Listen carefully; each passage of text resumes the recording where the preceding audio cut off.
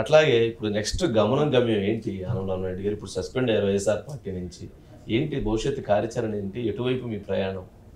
Suspend అయిన తర్వాత నన్ను ఇంకా కొనసాగిస్తున్నారు అనుకుంటున్నారా మీరు? లేదు కదా, అయిపోయింది. ఇంకా కొత్త నిర్ణయం తీసుకోవాలి. అంటే తెలుగుదేశం పార్టీ వైపు మీ ప్రయాణం నడవబోతుందా? ఇంతవరకు ఆలోచన కూడా చేయలేదు నేను శాసనసభ అయిపోయాక ఇదిగో ఈ 20 కోట్లు ఎక్కడ ఉండో తేల్చే పనిలో ఉన్నారు. 20 కోట్లు ఎక్కడ ఉండో తేల్చేదాంట్లో కాదు, ఈ దస్కత్ లేని కాగితం వచ్చిన తర్వాత దస్కత్ దీని ఏమంటారంటే మా వైపు కొంతమంది ముస్లిమ్స్ ఉంటారు. వాళ్ళు ఏమంటారంటే ఒక ఇట్లాంటి వాటికి ఏమంటారంటే దోబీ దస్కత్ అంటారు. అంటే దోబీ దస్కత్ అంటే మనకు బట్టలు వేస్తే మన రజకులు గుర్తుకు పెడతారు. ఇక్కడ చొక్క స్టార్ పెడతారు అన్నమాట. పెట్టి ఇది బలాన్ సార్ది అంటారు. అట్లా అసలు దోబీ దస్కత్ అంటారు దాన్ని. ఇట్లా దోబీ దస్కత్ కూడా లేనటువంటి లేఖ విడుదల చేసి వీళ్ళందరూ లేరు, వీళ్ళందరూ పోయారు అంటారు. పోయామో పోలేదో మాకే అర్థం కాని పరిస్థితులు ఉన్నాయి. మీరు వివరించి చెప్తున్నారు కాబట్టి, చూపిస్తున్నారు కాబట్టి మా ఫోటో పేరుతో ఫోటో కూడా చూపిస్తున్నారు. లేకపోతే మేము కూడా ఆలోచించాలి, ఏమయ్యా నా పేరేనా ఇది అని అడగాలి. ఇప్పుడు ఫోటోలు కూడా వచ్చేసినాయి కాబట్టి ఇబ్బంది లేదు.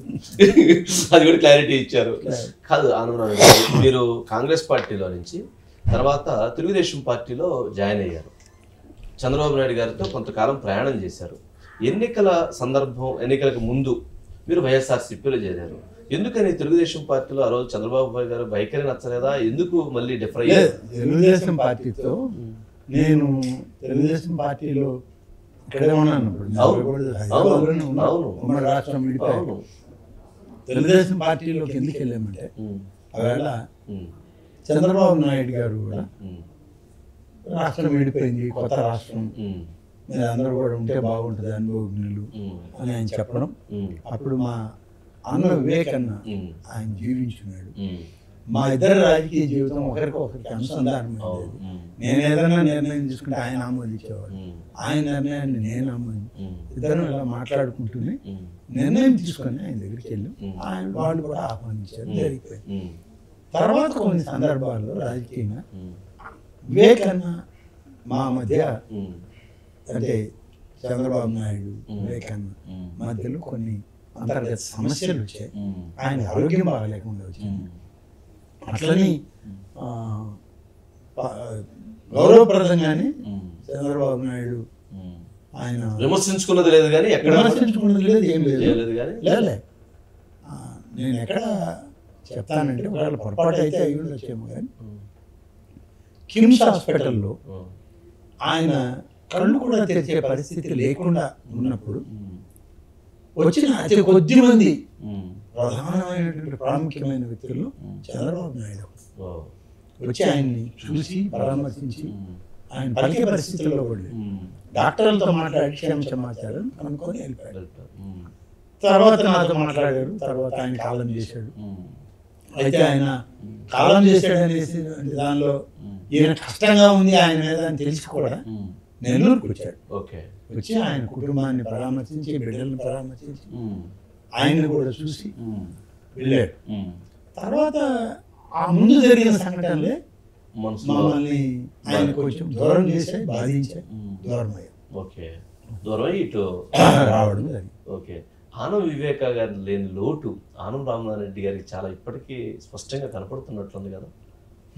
అంటే ఆ నెల్లూరు జిల్లా రాజకీయాల్లో ఇద్దరి ద్వయం అంత స్థాయిలో ఆ పట్టు ఇప్పుడు కోల్పోతున్నట్లుందా? లేదు, అసలు ఆయన లేని లోటు అనేది కాదు, కానీ ఆయన లేని రాజకీయమే లేదు నాకు. ఆయన లేని రాజకీయమే లేదు.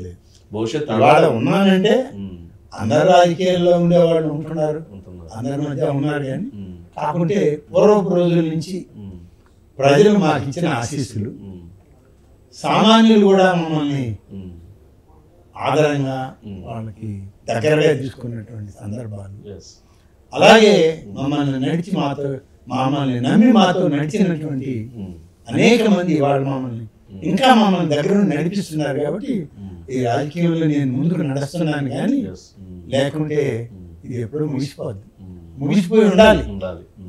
కానీ ఇవాళ ఇంకా కొనసాగుతున్నాను. ఆదరణ, ఆ ప్రేమ ఉంది కాబట్టి నడుస్తుంది అంటారు. ఆయన చూసేవాడు. అంటే ఏసీ సుబ్బారెడ్డి గారిది చెప్పారండి ఇందాక మీరు.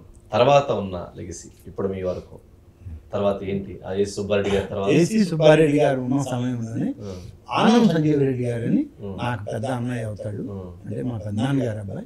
ఆయన రాజకీయాల్లో కొనసాగాడు. ఆయన ఆత్మకూరు నియోజకవర్గం నుంచి 2 దఫాలు ఎమ్మెల్యే అయ్యాడు. ఒకసారి రాపూర్ నియోజకవర్గం నుంచి ఎమ్మెల్యే అయ్యాడు. అయ్యి ఏసీ సుబ్బారెడ్డి గారు చనిపోయినటువంటి సందర్భంలో కాసు బ్రహ్మానంద రెడ్డి గారి క్యాబినెట్ లో ఆయన మంత్రిగా కూడా పనిచేయడం జరిగింది. విజయభాస్కర్ రెడ్డి గారు వాళ్ళంతా సమకాలీన రాజకీయాల్లో కలిసి పనిచేశారు.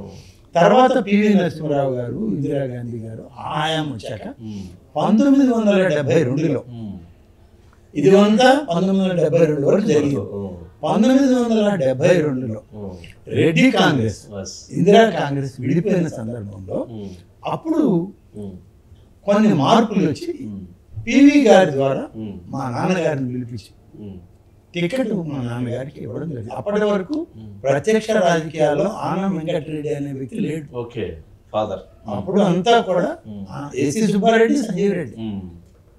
ప్రత్యక్ష రాజకీయాల్లో ఆనం వెంకటరెడ్డి గారిని తీసుకురావడం, ఆయన ఆనాడు ఎమ్మెల్యే కావడం, అయిన తర్వాత వెంగళరావు గారు పివి గారి క్యాబినెట్ లో మంత్రి, వెంగళరావు గారి క్యాబినెట్ లో మంత్రిగా 78 వరకు సాగడం.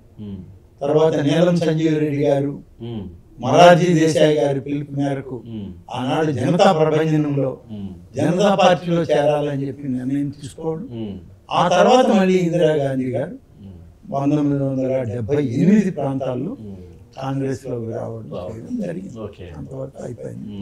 మా నాన్నగారు అప్పుడు రావడం 82 వచ్చేటప్పటికి ఎన్టీ రామారావు గారు కాంగ్రెస్ పార్టీలో టికెట్ రాదు కదా మీకు, మీరు రండి అని చెప్పి నన్ను తీసుకురావడం, మా నాన్నగారికి కూడా రావడం. ఆ తర్వాత ఇవన్నీ జరిగి అయిపోయింది. 3 అయిపోయారు. ఆ తర్వాత అన్నా నేను ఇద్దరు ఎమ్మెల్యేలుగా, నేను రామారావు గారి క్యాబినెట్ లో మంత్రి చేశాను. 1977, 79 అప్పుడు ఉన్నటువంటి మొత్తం మంత్రులను తొలగించి కొత్త మంత్రులను పెట్టిన బ్యాచ్ లో నేను కూడా. ఆ తర్వాత మళ్ళీ కాంగ్రెస్ ప్రభుత్వంలో రాజశేఖర రెడ్డి కలిసి రావడం, ఆయనతో అపోజిషన్ పార్టీలో ఆయనతో ముఖ్యమంత్రి, తర్వాత ఆయన ముఖ్యమంత్రిగా పనిచేయడం, రోసే గారు, కిరణ్ కుమార్ రెడ్డి గారు, ఇలా వరుసగా 2000 నుంచి ఇప్పటి వరకు 4 వరకు పనిచేశాను. 4లో రాష్ట్రమే విడిపోయింది. ఆంధ్రప్రదేశ్ ఉమ్మడి రాష్ట్ర భవిష్యత్తే విభజించబడ్డది. కాంగ్రెస్ పార్టీ విభజనలోనే అది కూడా తన స్థాయిని కోల్పోయింది. అందరం చిన్న భిన్నం ఉన్నటువంటి మొత్తం పరిస్థితి.